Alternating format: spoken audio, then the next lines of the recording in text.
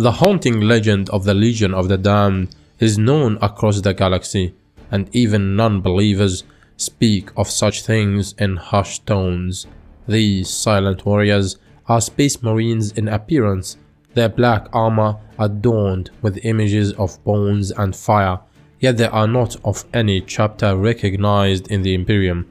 Most eyewitnesses dispute even the legionaries' mortality, for an eerie glow overwhelmed their sable armor and a halo of ghostly fire dances about their feet.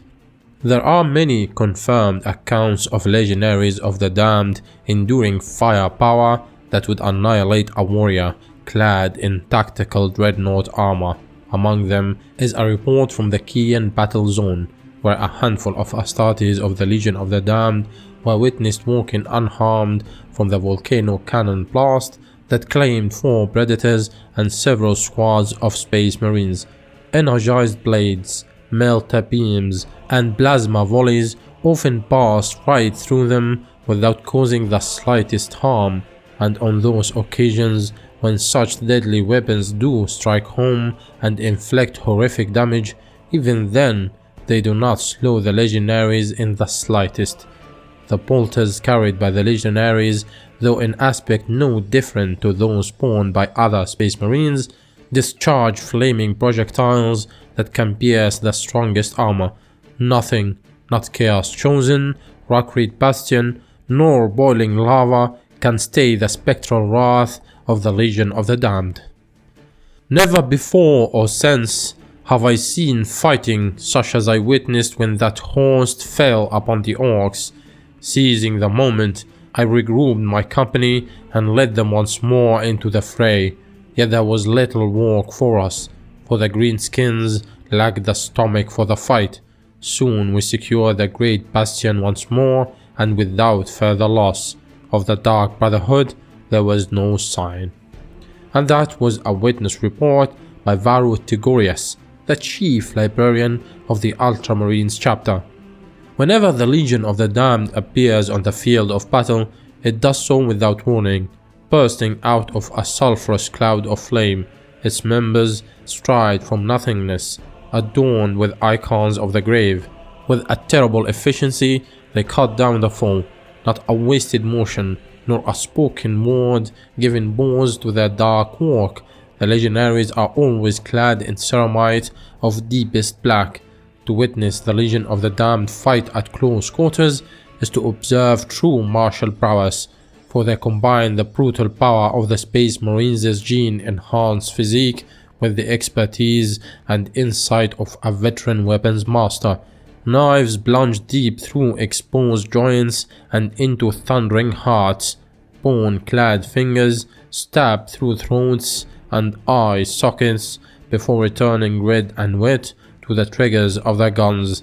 Here and there, a hurled combat knife claims the life of an enemy trying to escape. Never aiming to wound, always to kill, they attack with an economy of motion that leaves even the warriors of the Adeptus Astartes wide-eyed with surprise. Once the tide of battle has been turned, the legionaries vanish from sight. Some witnesses say they looked away for a second, only to look back and find nothing there. Others that the Legion shimmers before disappearing like a fading holograph. The strange static that accompanies these disappearances prevents any proper record of their exit from the field. If an investigator wishes to obtain any kind of first-hand account, he must visit those who witnessed the incident within solar days, preferably hours, for the presence of these strange space marines erases itself from the mind much as a dream or nightmare. Nonetheless, the scent of burnt flesh lingers in the nostrils and on the tongue for solar weeks, years, or even the rest of the witness's life, resulting in disturbing thoughts that can never quite be traced back to their source. They are creatures born of the womb, that much even a child could divine. That they were the shape of mankind's vaunted defenders is a matter as immaterial as the warriors themselves. They are demons, and they must be brought low, just as with all their malefic kind. from the account of the Assyrian autarch Elyun Star Shaper. Speculation as to the legion's true nature runs rampant amongst the Imperium. A few scholars of Adeptus Astartes history have intimated that the Legion of the Damned is a psychic backlash made real. Events such as the Estevan massacre or the death of a Primarch were so traumatic they left a permanent scar on the psyches of all the first founding Space Marine legions. So these theories run a scar so deep it has permeated not only the chapters that came after them, but hundreds of successor chapters since that tumultuous time. The Space Marines that have remained loyal to the Emperor since then have a deep-seated belief that those who betrayed them should be made to pay for their transgressions with fire and fury.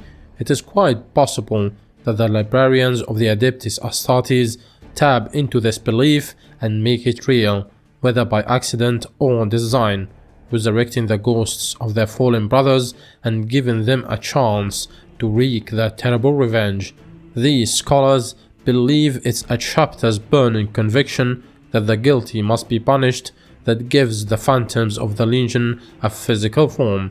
There are radicals amongst the librarians who have a similar theory, though they believe the Legion of the Damned is a kind of consensual hallucination and occasionally even manifestation conjured by mankind as a whole.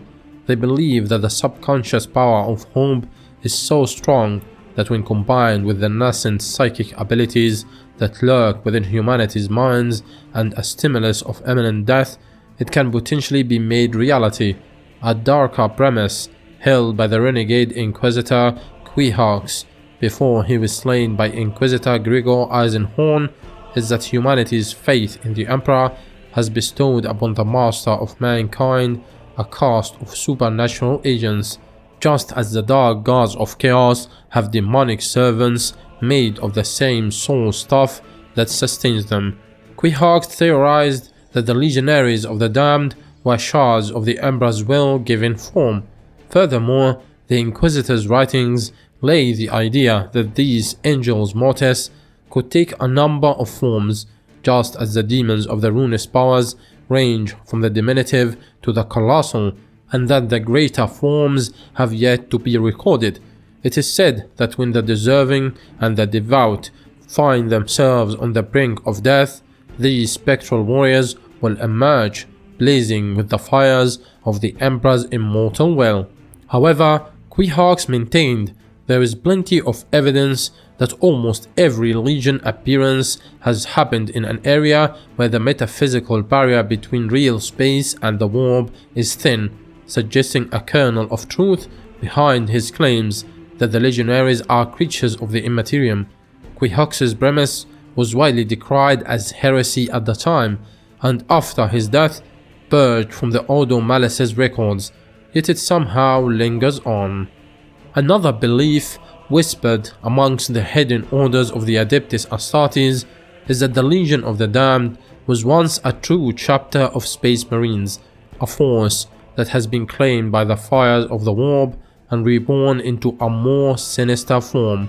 After all, across the Imperium's long history, several contingents of Space Marines have made translation into the Emperor and emerged changed as a result, or not emerged at all. Prominent amongst these are the Firehawks, a chapter whose history was blighted by disaster. In the year 963 M41, the Firehawks were sent to the Crosswald subsector against Eldar pirates. The entire chapter fleet, including the chapter's mobile space fortress Raptorus Rex, made a successful warp jump from the Boreas system 120 light years to Crosswald. The 5 ships, over 800 brethren and 2,000 other personnel expected to reach Crosswald within no more than 12 hours. They never arrived. 20 years after the event, the chapter was officially declared lost in the warp and presumed destroyed. It is said that the great bell of lost souls tolled 1,000 times, and that the Emperor himself ordered a black candle to be lit in the Adeptus Chapel of Fallen Heroes. Despite this, there have been scattered sightings and rumors of the old chapter still fighting in the furthest reaches of the galaxy, their old flagship being at the lead. On 986 M41, a routine Imperial patrol passed through the Orc-held system of Jakurtal. The squadron uncovered altogether unexpected scenes of devastation. The limited facilities available to the patrol could uncover no clue to the identity of the attacking forces. The incident was noted and passed into the records of the administratum. A rash of similar incidents within the same and adjoining sectors aroused the interest of the Inquisition, but no sign of the intruders was discovered for almost a year. Then, a patrol ship in the Maran sub-sector narrowly avoided a collision with a spacecraft at the Sift jump point. The patrol ship was entering the Sift system as the unidentified craft was leaving. Alerted by the close encounter, the patrol crew scanned the entire jump area and discovered two long cylindrical objects within the intruders' projected flight path.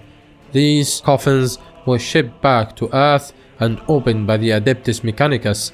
The coffins themselves were identified as belonging to the Absolute, one of the spacecraft from the vanished Firehawk fleet.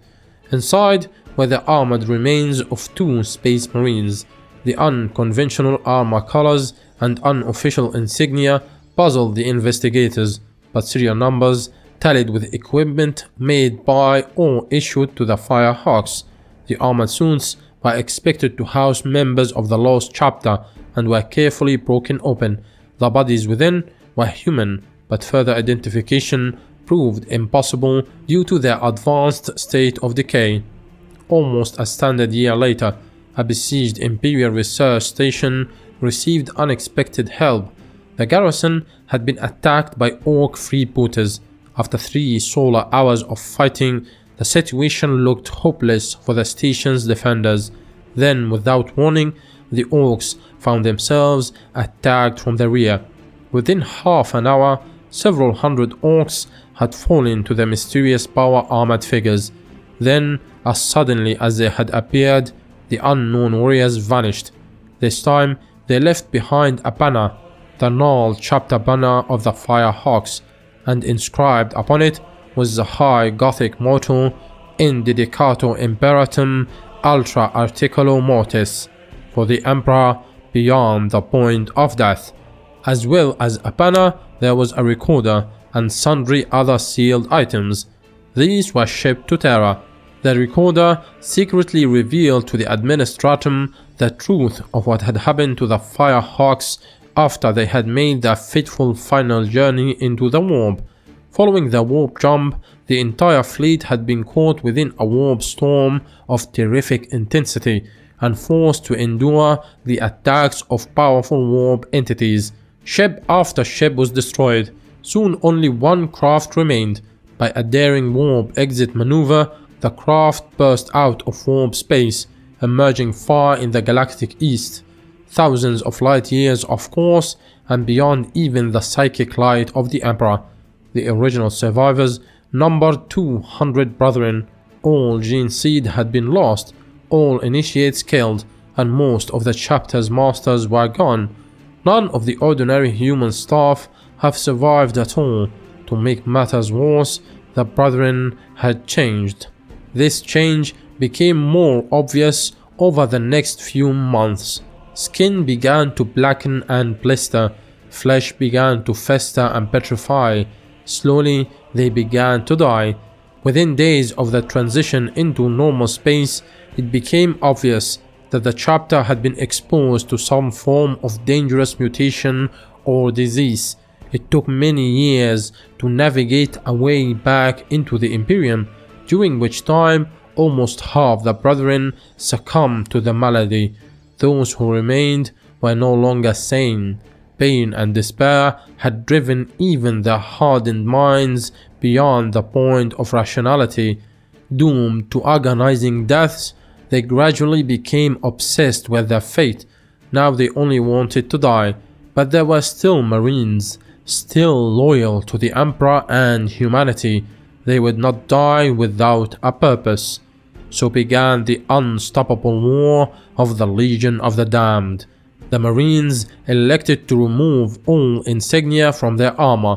Instead, their armor would be black, decorated by each brother with whatever emblems of death he chose.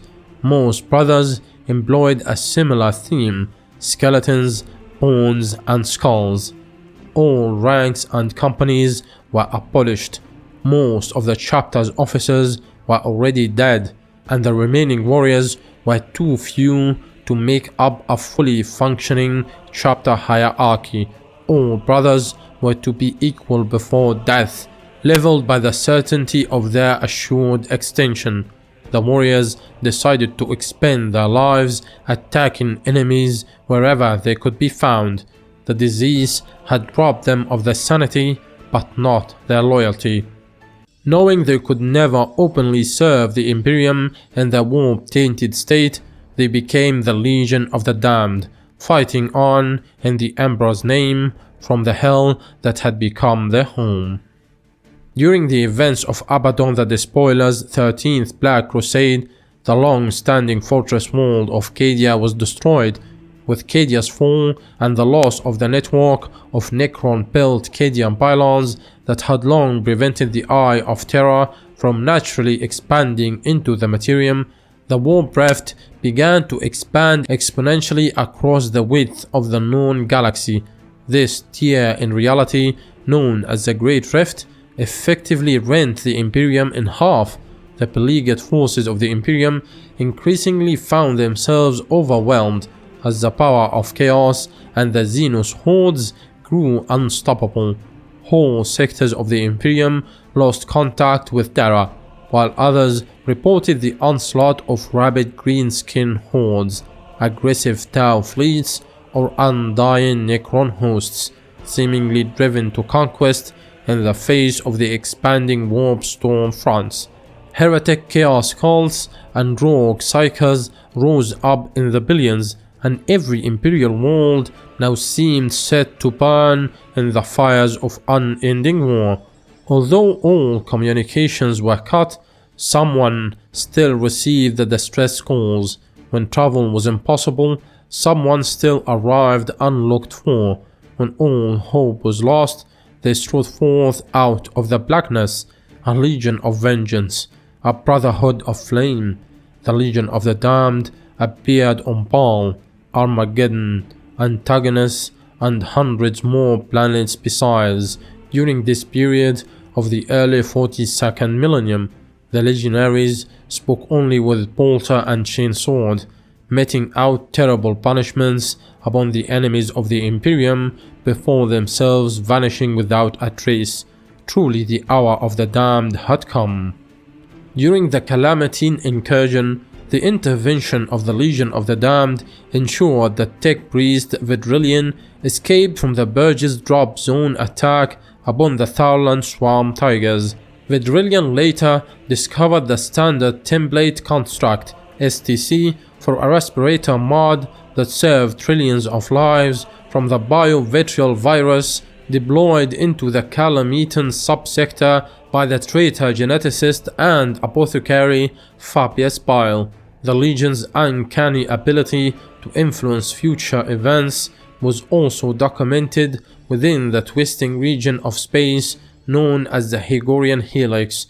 During a boarding action by the Orc freebooters known as the Bone Dogs, a dozen legionaries saved the life of Commissar Fletchlack, a man who later averted a mass demonic incursion by the pinpoint execution of the powerful Psyche Exagius.